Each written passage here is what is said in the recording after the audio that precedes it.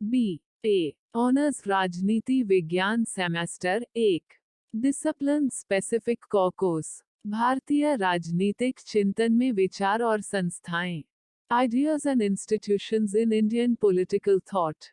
महत्वपूर्ण प्रश्न और उत्तर शीर्षक वितरणात्मक और आर्थिक न्याय प्रश्न न्याय क्या है यह आर्थिक न्याय से किस प्रकार संबंधित है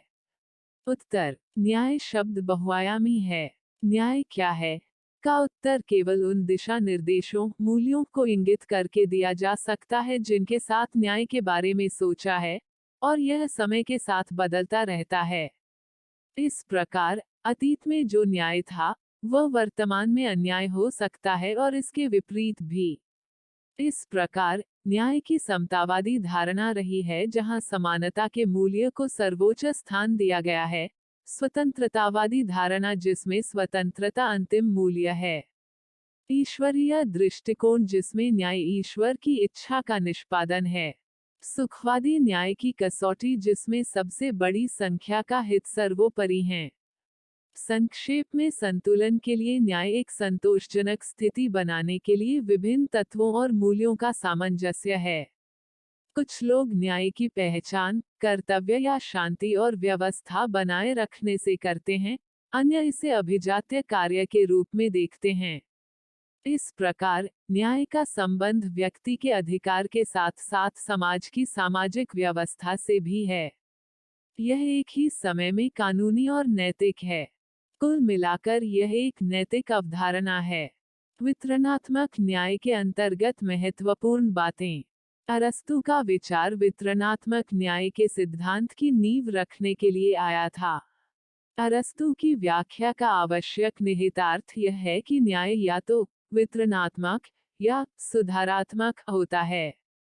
सबसे पहले समानों के बीच समान वितरण की आवश्यकता होती है उत्तर क्रांतिकारी समाजवादी समाज में वितरणात्मक न्याय के लिए मार्क्स ने जो सिद्धांत प्रतिपादित किया है वह प्रत्येक से उसकी क्षमता के अनुसार काम लेने से संबंधित है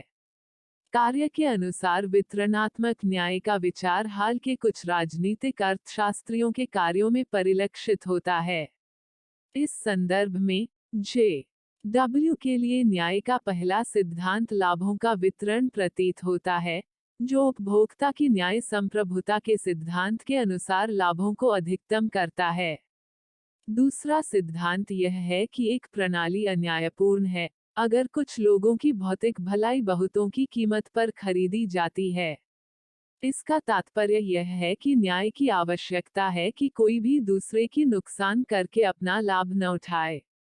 वितरणात्मक न्याय और आर्थिक न्याय की बात करें तो वितरणात्मक न्याय सामान्य कल्याण की शर्त के अधीन है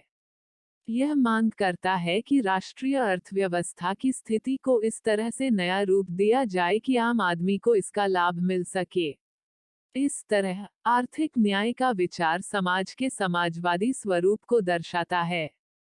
आर्थिक न्याय का प्रथम कार्य प्रत्येक समर्थ नागरिक को रोजगार भोजन आश्रय तथा वस्त्र उपलब्ध कराना है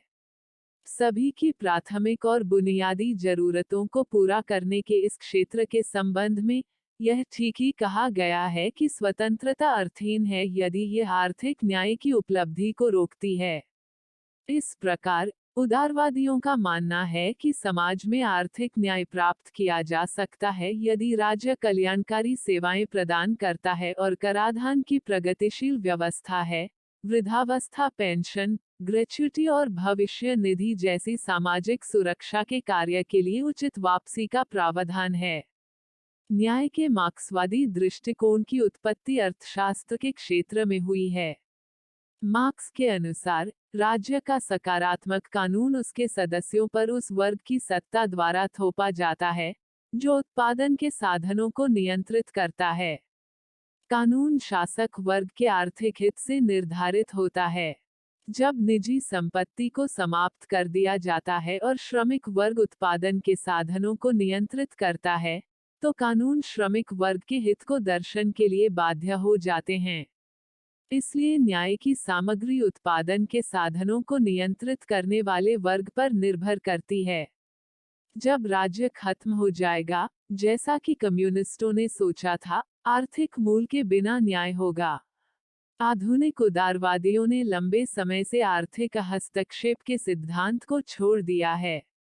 पुनर्वितरण न्याय, जिसके बारे में अरस्तू ने बात की थी, संशोधनवादी उदारवाद का एक अभिन्न अंग है, जैसा कि जे.डब्ल्यू. चैपमैन, जॉन रॉल्स और आर्थर ओकुन। ये लेखक सभी के लिए न्याय और स्वतंत्रता के हित में अर्थव्यवस्था में राज्य के हस्तक्षेप के निहितार्थ के साथ पुनर्वितरण न्याय की वकालत करते हैं।